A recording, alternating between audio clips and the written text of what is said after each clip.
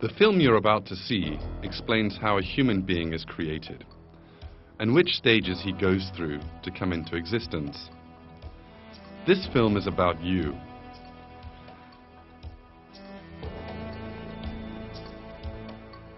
Let us now take a brief trip in time and go back to the past. Let us study an extraordinary story, one full of miracles. Let us see what a human being once was.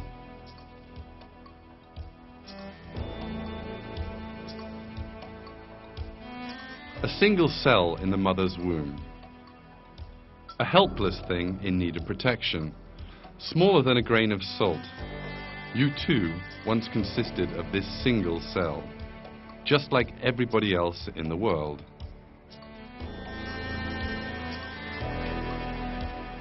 And then this cell divided, becoming 2 cells. Then they divided and became 4, then 8, and then 16 cells. The cells continued dividing. First a piece of flesh emerged, then this piece of flesh took shape. It developed arms, legs, eyes.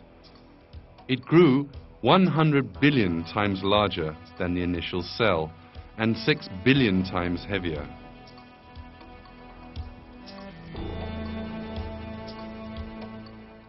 God performed a string of miracles and created the human being you are watching in this film, who was once just a drop of water.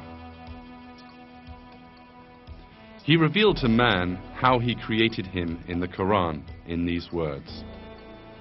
Does man think that he will be left uncontrolled, without purpose?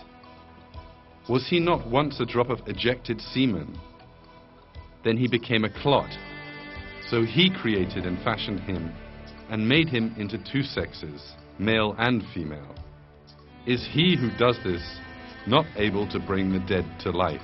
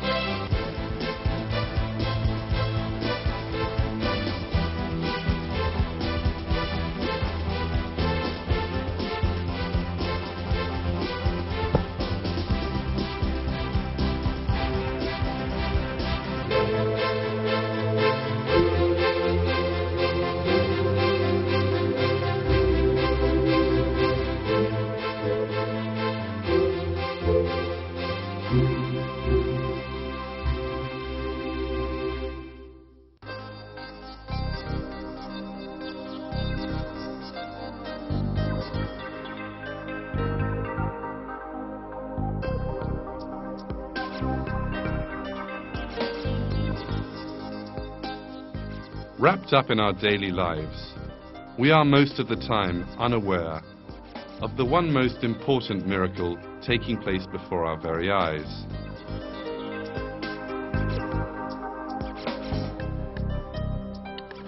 This miracle is the miracle of creation in human beings.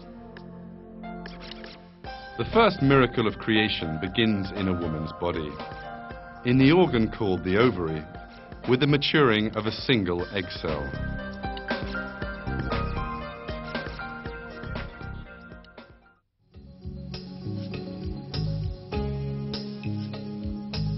There is a long journey ahead of this maturing egg.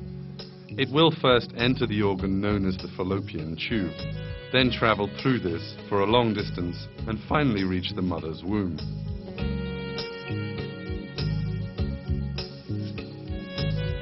Shortly before the mature egg is released from the ovary, the fallopian tube gets ready to catch it.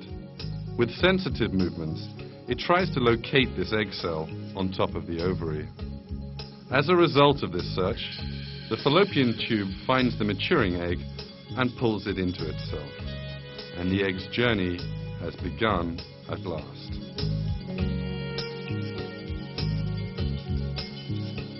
The egg is obliged to travel the whole of the fallopian tube, but it has no organelles to help it to do this, no fins or feet, for instance. For this reason, a special system has been created for the egg's journey.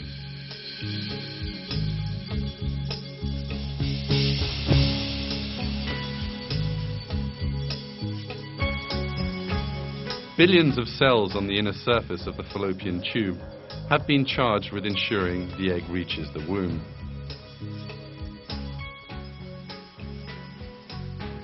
These cells position the tiny hairs on their surface, called cilia, so that they lie in the direction of the womb. In this way, they send the egg cell in the correct direction, as if passing a very valuable item from one hand to the next.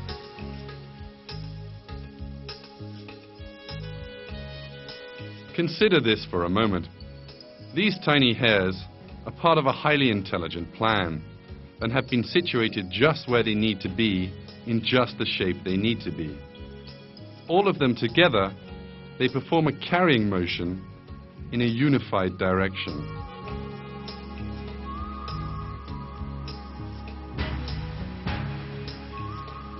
If one part of these cells did not carry out their function, or if they performed their function in different directions, the egg would not reach its target and birth could not take place. God's creation, however, is flawless, and every cell carries out the task assigned to it without error. In this way, the egg cell progresses straight to the place which is being specially prepared for it, in other words, the mother's womb. But the egg cell, being so carefully carried, has a lifespan of only 24 hours.